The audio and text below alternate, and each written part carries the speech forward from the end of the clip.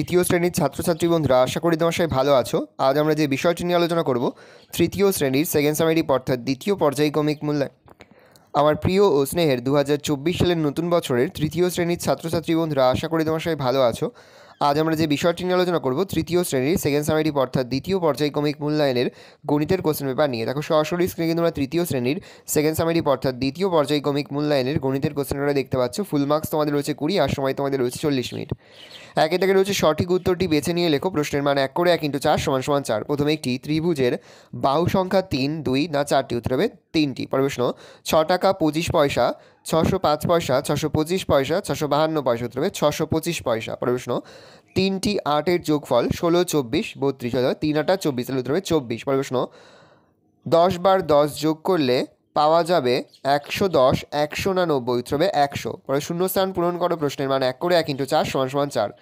200 পয়সা = ড্যাশ টাকা। উত্তর হবে 2 টাকা। প্রশ্ন, জোড় সংখ্যার সঙ্গে 1 যোগ করলে ড্যাশ সংখ্যা পায়? উত্তর হবে বিজোড়। প্রশ্ন, একটি জোড় ও বিজোড় সংখ্যার গুণফল একটি জোড় সংখ্যা। প্রশ্ন, 9 বার 6 গড় লাফালে পাওয়া যাবে 6 নং 54। উত্তর হবে 54। 3 দাগে রয়েছে নিচের বিবৃতিগুলি সত্য বা মিথ্যা লেখো। প্রশ্নের মান হাফ করে হাফ গুণ 4 = 2। ভাজ্য ইজিক্যাল টু ভাজক ইন্টু ভাগশেষ যোগ ভাগফল। উত্তর ভুল, তাহলে মিথ্যা লিখব।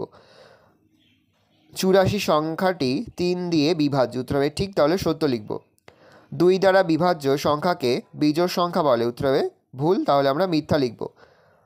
ভাজক গ্রেটার দেন ভাগশেষ। উত্তর হবে ঠিক, তাহলে আমরা সত্য লিখব। রয়েছে ভাজ্য, ভাজক, ভাগফল এবং ভাগশেষ নির্ধারণ করো ভাগ প্রক্রিয়ার মাধ্যমে। প্রশ্নের মান 2 করে 2 × 2 = 4। 710 ভাগ 7, 615 ভাগ 5। 5 দাগে রয়েছে নিচের প্রশ্নগুলির উত্তর দাও, যে কোনো দুটি। প্রতিটি প্রশ্নের মান 3 করে 3 × 2 = 6।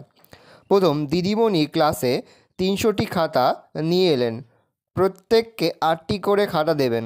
কতজনকে খাতা দিতে পারবেন এবং কতগুলি খাতা দিদিমণির কাছে পড়ে থাকবে? দীপার কাছে 70 টাকা 50 পয়সা আছে। দীপা 4 টাকা 50 পয়সার একটি পেন, 12 টাকার খাতা কিনেছে। দীপা মোট কত খরচ করেছে এবং খরচের পর দীপার কাছে কত বাকি আছে?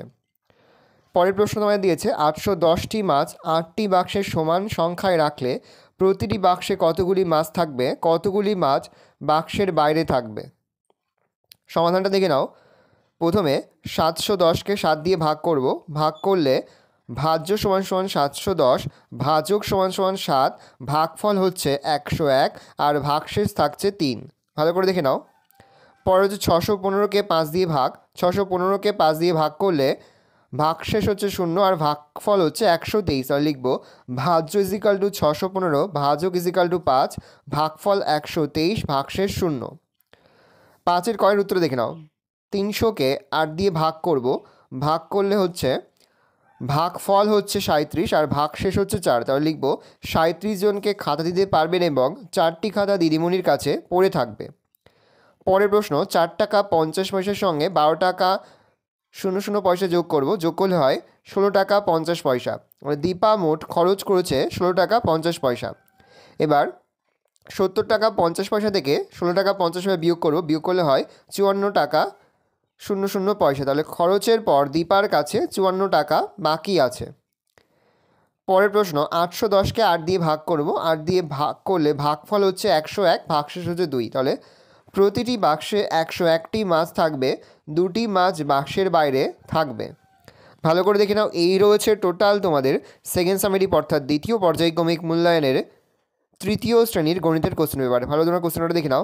আশা করি ভিডিওটা ভালো লেগেছে। ভিডিওটা ভালো লাগলে ভিডিওকে লাইক করতে একদমই ভুলবে না। আর আমার চ্যানেল নতুন হওয়া লাইক করে সাবস্ক্রাইব প্রেস করে পাশে বেল আইকন প্রেস করো, যখন নতুন কোনো ভিডিও আপলোড করি সবার ফার্স্ট নোটিফিকেশন তোমরা পেয়ে যাও। আর এই ভিডিওটি তোমার বন্ধু বান্ধবী আত্মীয়স্বজন সবার মধ্যে কিন্তু অনেক শেয়ার করে যায় যাদের বছর তৃতীয় শ্রেণীতে পড়ছে। আমরা কিন্তু ইতিমধ্যে তৃতীয় শ্রেণীর প্রতিটি বিষয়ে সিলেবাস, প্রশ্নকার এবং নমুনা প্রশ্নপত্র কিন্তু আপলোড করে দিয়েছি।